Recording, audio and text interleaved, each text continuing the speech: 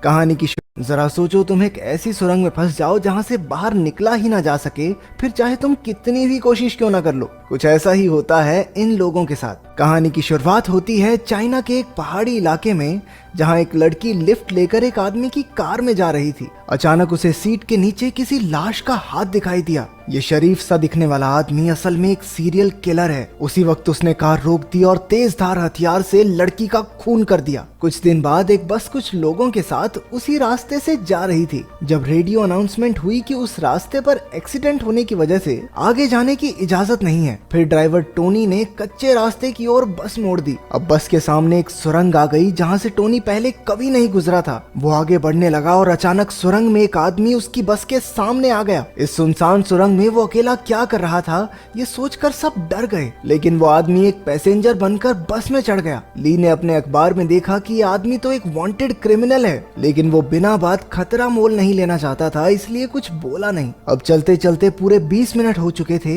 लेकिन बस अब भी सुरंग में ही थी। टोनी जानता था कि देश की सबसे बड़ी सुरंग को पार करने में भी 10 मिनट ही लगते हैं, लेकिन ये सुरंग तो खत्म ही नहीं हो रही थी। आखिरकार सबने वापस मुड़ने का फैसला किया, लेकिन फुल स्पीड में 30 मिनट चलने के बाद भी वो शुरुआत तक पहुंच ही नहीं रहे थे। ये एक अंधेरी सुरंग थी जिसका कोई अंत नहीं था। सब डर कर बस से नीचे उतर गए। अचानक जिंग को अपना फोन जमीन पर पड़ा दिखा, जो उससे गलती से सुरंग की शुरुआत में गिर गया था। अब ये साफ हो चुका था कि ये कोई आम सुरंग नहीं है। ली ने आगे बढ़कर कहा कि उन्हें चलकर बाहर का रास्ता ढूंढना चाहिए, लेकिन घना अंधेरा होने की वजह से वहाँ कोई भी आसानी से गुम हो सकता था। इसलिए जिंग ने उसे अपना ऊन का गोला दिया। ली एक हिस्सा लेकर आगे बढ़ने लगा और दूसरा हिस्सा वोंग नाम के एक दूसरे पैसेंजर के पास था। तभी सुरंग वाले अनजान आदमी ने कहा कि वो भी ली के साथ चलेगा। उस आदमी का नाम चियान है। कुछ देर बाद वहाँ धुंध पड़ने लगी और बस के लोगों को दूर से दो आदमी उनकी तरफ आते दिखाई दिए। सब उनका सामना करने को तैयार थे, लेकिन ये कोई और नहीं बल्कि ली और चियान ही थे। वो सुरंग बिल्कुल सीधी थी, लेकिन फिर भी न जाने कैसे लोग घूमकर एक ही जगह पहुंच जाते थे। अब वो फंस चुके थे, इसलिए ली ने सारी खाने पीने की चीजें सभी लोगों में बांट दी। अब चारों आदमी फिर से रास्ता ढूंढने निकले,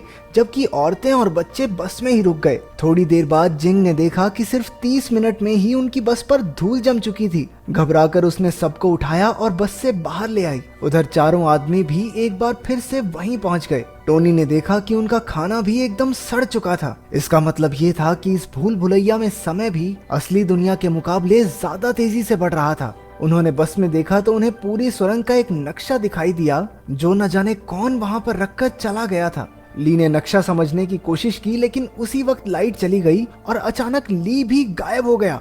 वहां खून के निशान थे, जिसका पीछा करते करते सब एक खोखली दीवार तक पहुंच गए। उसे तोड़कर वो एक अजीब से कमरे में पहुंचे, जहां बहुत से गुम हो चुके लोगों की तस्वीरें थी। वहां पूरी जगह का इंजीनियरिंग डायग्राम पड़ा था। उसके मुताबिक यहाँ कुल मिलाकर 6 सुरंगें थी जो आपस में जुड़ी हुई थी। चियान ने हिसाब लगाया कि बाहर निकलने के लिए उन्हें 6 की 6 सुरंगों को पार करना होगा। उसके मुताबिक इसी कमरे में दूसरी सुरंग का रास्ता मिलेगा। कमरे में उन्हें एक अजीब सा कैलेंडर भी मिला, जिस पर सिर्फ 15 जुलाई की ही डेट थी। चियान ने उसे फाड़ दिया और उसके पीछे एक खुफिया दरवाजा मिला। उनके जाने के बाद कमरे के टीवी में एक औरत दिखाई दी, जो एक छोटी सी गुफा में कैद थी। इसके बाद वो सब दूसरी सुरंग में पहुंचे, जहां उन्हें उसी जगह पर अपनी बस मिली। लेकिन बस को देखकर ऐसे लग रहा था मानो वो महीनों से वहां खड़ी हो। बस में उन्हें अचानक से नूडल्स मिल गए, लेकिन टोनी ने बंदूक की नोक पर खाने पर कब्जा कर लिया। क्योंकि यहाँ पर समय बहुत तेजी से बढ़ रहा था, इसलिए सबको बहुत जल्दी भूख लग गई, जिसकी वजह से वो जानवरों की तरह बर्ताव करने लगे। सैरा नाम की एक पैसेंजर, जो पेशे से एक मॉडल थी, खाने के लिए टोनी के साथ जिस्मानी संबंध बनाने को तैयार हो जाती है। वैंग ने चुपके से एक नूडल्स का पैकेट चुरा लिया, लेकिन टोनी ने उसी वक्त उस पर हमला कर दिया। अंधेरे में अचानक से कोई पीछे से टोनी का खून कर देता है और बाकी सब बस देखते ही रह गए। वोंग की नजर बस के नीचे एक गटर के ढक्कन पर पड़ी। उसके अंदर जाने पर वो सभी एक और अजीबोगरीब कमरे में पहुंच गए। इस बार टीवी पर वो लड़की धीरे धीरे गुफा में डूब रही थी। ग्रुप को एक बार फिर वही कैलेंडर दिखा, जिसके पीछे एक और खुफिया दरवाजा था। उसे पार करके अब वो तीसरी सुरंग तक पहुंच गए थे। ये सुरंग पहले से बहुत अंधेरी और सुनसान थी। यहाँ भी बस मौजूद थी, लेकिन उसमें सांप भर चुके थे, मानो बस वहाँ सालों से खड़ी हो। अचानक वैंग ने बंदूक निकाल ली और कहने लगा कि जब जब कोई मरा है, उन्हें खुफिया रास्ता मिला है। इसलिए यहाँ से सही सलामत बाहर निकलने के लिए अगर उसे उन सबकी जान भी लेनी पड़े तो वो ले लेगा। उसने जिंग के हाथ से चियान के कंधे पर गोली चलवा दी।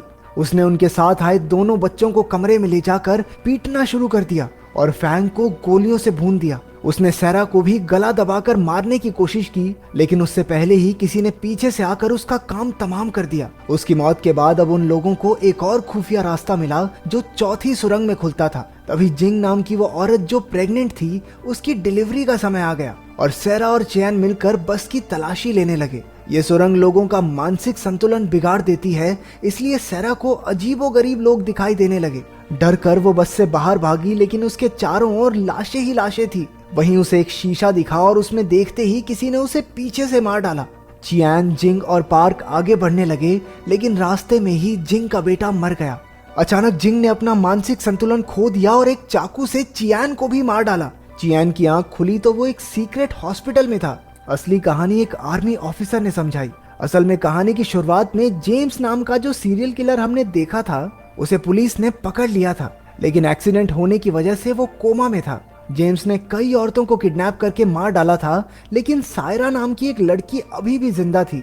लेकिन जेम्स के अलावा कोई नहीं जानता था कि वो कहाँ है। उसके कोमा में होने की वजह से उन्होंने एक साइकोथेरेपिस्ट को जेम्स के दिमाग में भेजकर लड़की का पता लगाने का फैसला किया। ये साइकोथेरेपिस्ट चियान ही था और असल में वो लड़की सायरा चियान की ही पत्नी है। यानी कि अब तक जो कुछ भी हुआ वो सिर्फ जेम्स के दिमाग में चल रहा था, जो हमने चियान की नजरों से देखा। उसे अब तक यही पता चल पाया था कि उसकी पत्नी किसी नदी के आसपास कैद है, लेकिन तेज बारिश की वजह से अगले 36 घंटों में नदी के आसपास की सारी गुफाएं पूरी तरह पानी से भर जाएंगी।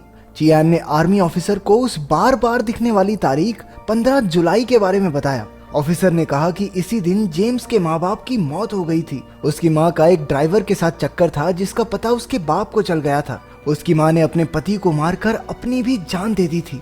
असल में जेम्स खुद एक टनल इंजीनियर है, इसलिए जब वो कोमा में गया तो उसने अपने दिमाग में एक खतरनाक सुरंग बनानी शुरू कर दी, जो उसके दिमाग की तरह ही एक भूल भुलैया थी। चियान का मकसद था सुरंग में जाकर जेम्स को बाहर निकालना, ताकि वो कोमा से बाहर आ जाए। लेकिन उस हत्यारे का दिमाग इतना पेचीदा होगा, ये उसने कभी नहीं सोचा था। उसके दिमाग में मौजूद बस में बैठे सभी पैसेंजर्स दरअसल उसकी जिंदगी के अलग अलग पहलू हैं। सबसे अच्छा था ली, जो उसके अंदर मौजूद अच्छाई की एक झलक था। दूसरा टोनी था, जो जेम्स के गुस्से को दिखाता था। वैंग जेम्स के दिमाग में उसके पिता की पर्सनैलिटी थी, क्योंकि जिस तरह वो बाकी सबको मार रहा था, असल जिंदगी में भी वो उसकी माँ को मारा करता था। और सैरा एकदम उसकी माँ के जैसी थी। उसकी माँ भी एक मॉडल थी और असल जिंदगी की तरह उसके दिमाग में भी उसका एक ड्राइवर के साथ अफेयर शुरू हो जाता है। वो प्रेग्नेंट औरत जिंग उसके एक सपने की तरह थी, क्योंकि वो हमेशा से चाहता था कि उसकी माँ बिल्कुल वैसी हो।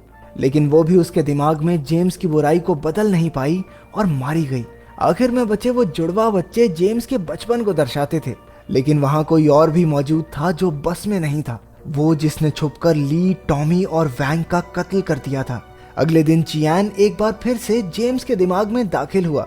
इस बार उसने सीधा जेम्स से अपनी पत्नी के बारे में पूछा, लेकिन वो इतनी आसानी से कहाँ बताने वाला था। वो कहने लगा कि उसे अपनी माँ से नफरत है, क्योंकि उसने उसके बाप को मार डाला था। इसीलिए वो औरतों को किडनैप करके मार डालता था, क्योंकि उन पर भरोसा नहीं किया जा सकता। इसके बाद वो चियान को अपने दिमाग के अलग अलग हिस्सों में ले गया, जहाँ उसकी जिंदगी के कई किस्से चल रहे थे। चियान ने जेम्स के नादान बचपने से भरे हिस्से पार्क से बात करनी चाहिए, लेकिन उसकी बहन फैंग ने उसे सायरा का पता बताने से रोक दिया। इसके बाद चियान एक सिनेमा हॉल में पहुंचा, जहां आखिरकार उसे सुरंग में हुए कत्ल करने वाला आदमी मिला। ये कोई और नहीं बल्कि चियान खुद ही था। इसका मतलब था कि जेम्स का दिमाग इतना शैतान था कि जो भी उसमें झांकता वो खुद भी एक कातिल की तरह सोचने लगता। शैतान चियान ने बताया कि वो सायरा को बचाना नहीं चाहता, इसीलिए उसने एक एक करके सुरंग में सबका खून कर दिया और नए जन्मे बच्चे को भी मार डाला। इसके बाद वो असली चियान को एक अंधेरी जगह पर ले आया, जहां उनका आखिरी मुकाबला होगा। जल्द ही जबरदस्त लड़ाई शुरू हो गई, लेकिन जैसे ही असली चियान जीतने वाला था, एक और शैतान चियान वहां आ गया, जिसका सीधा मतलब ये था कि शैतान कभी मरेगा नहीं। उधर बारिश काफी तेज हो रही थी और पानी अब सायरा की गर्दन तक पहुंच चुका था। तभी असली चियान के दिमाग में एक आइडिया आया। अगर वो अपनी जान दे दे तो उसके साथ साथ उसकी बुराई भी खुद ब खुद मारी जाएगी। उसका प्लान काम कर गया और जेम्स के दिमाग से बुराई का नामो निशान मिट गया। इसके साथ ही हॉस्पिटल में जेम्स कोमा से बाहर आ गया और उसने तुरंत पुलिस को सायरा का पता बता दिया। आखिरकार सायरा को तो एन मौके पर बचा लिया गया, लेकिन चियान कभी नहीं उठा। वो अब उसी सुरंग में हमेशा के लिए कैद हो चुका है। ये थोड़ी पेचीदा कहानी है, तो तुम्हें इसके ट्विस्ट में क्या समझ में आया?